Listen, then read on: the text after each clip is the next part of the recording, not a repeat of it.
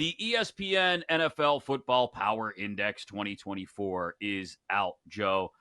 We've got the Chiefs projected, the highest win projection, 11.1 wins, just ahead of the Niners at an even 11.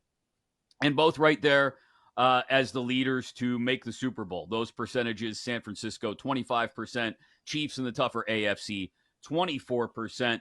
Next team to take a look at, probably Detroit, 17.6% chance to make the Super Bowl out of the NFC side, and 10.3% chance to win the Super Bowl. That puts them third, right behind Kansas City and San Francisco. So, one of the narratives that we will have going into this season that we've already started to talk about this offseason is any sort of, I guess, reverting to, regression by the Lions to where some people expect they may be.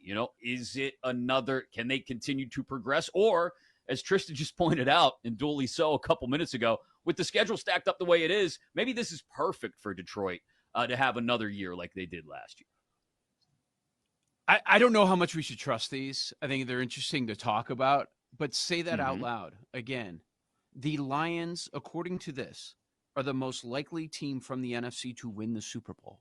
The Detroit Lions are the most likely team from the NFC to win the Super Bowl. That's what these projections are saying.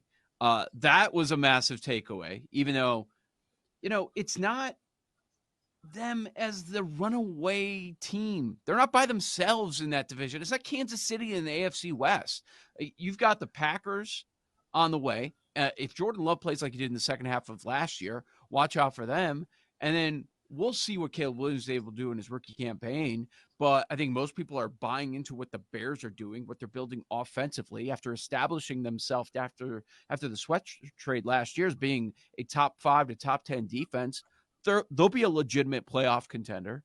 So I find that to be interesting. Most likely team to win the Super Bowl from the NFC is Detroit, and that's suddenly a challenging division. And then the other one was, we just talked to Ian McMillan earlier. If you look under teams most likely to win their division, third highest is Atlanta. It's Kansas City 1, San Francisco 2, Atlanta 3. I know it's because the division sucks. There's nobody any good, but it's about a coin flip for them to win that division. That was kind of shocking to see the Falcons up there. So I guess, Trista, the thing that stands out to me is the NFC love and where they are here, because it does seem to be pretty wide open. Even the teams that we look at on the top of the NFC, would it shock anybody if they're, I don't know, closer to a 500 season? Wouldn't shock me. Atlanta, no, it would not shock me at all. I mean, you already have a quarterback battle. I know that Kirk Cousins wasn't pleased with the direction that they've been going in terms of taking Michael Penix where they did, and I was shocked as well. And the defense has gotten better, but I still have question marks.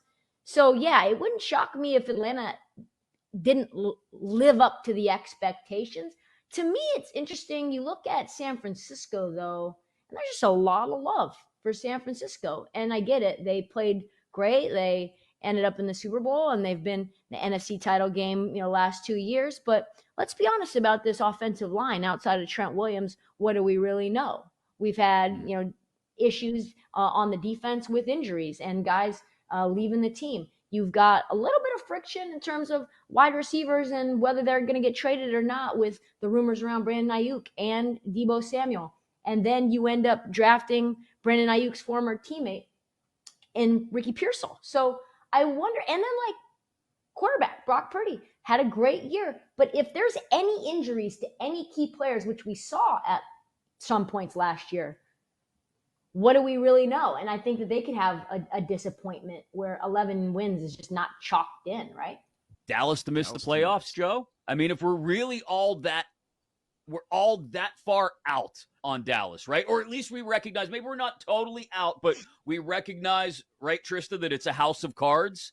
The Cowboys to make the playoffs is minus 192. To miss the playoffs, plus 154 at BetMGM.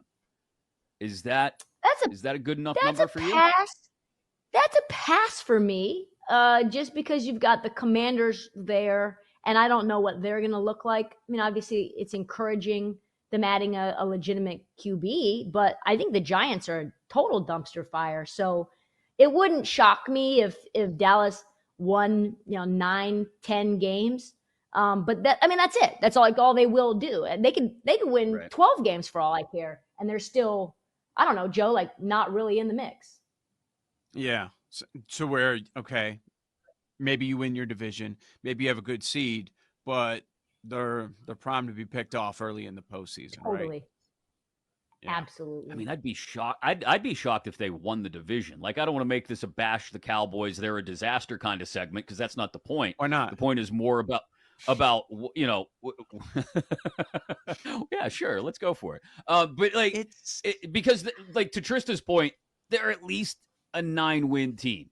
Even if Dak misses a couple games or Micah misses a couple games in that division with a rookie quarterback in Washington and whatever the hell the Giants are doing, like, bang, 4 wins in that division right there.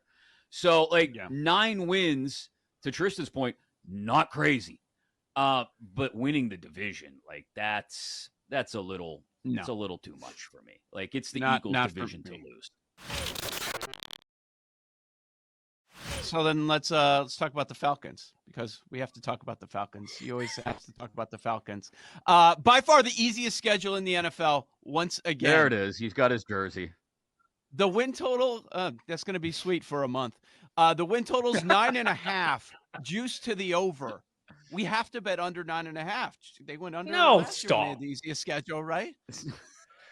Yeah, but last year we had Desmond Ridder, who, to be fair, I mean, to be transparent, I was a big Desmond Ridder defender last offseason. But no, we got Kirk Cousins. Yes. We got a new head coach. We got everything we need. We got by far the easiest schedule. I will say the start of the schedule is tough, though. Eagles and Chiefs, I think, in the first 3 or 4 weeks. So a little bit of a tough schedule, but the second half of the schedule, unbelievably easy. I think we're going to win our last 8 straight games. So, no, I could not be higher on my Falcons this year. How can you say anything bad about the Falcons this year, Joe? We're stacked. We got a defense. We got offensive weapons. We got Kirk Cousins. He was leading the league in passing last year before he got injured. We're stacked. There's no way this could go wrong. 97 days until kickoff. Pace yourself. Pace yourself. It's a long summer.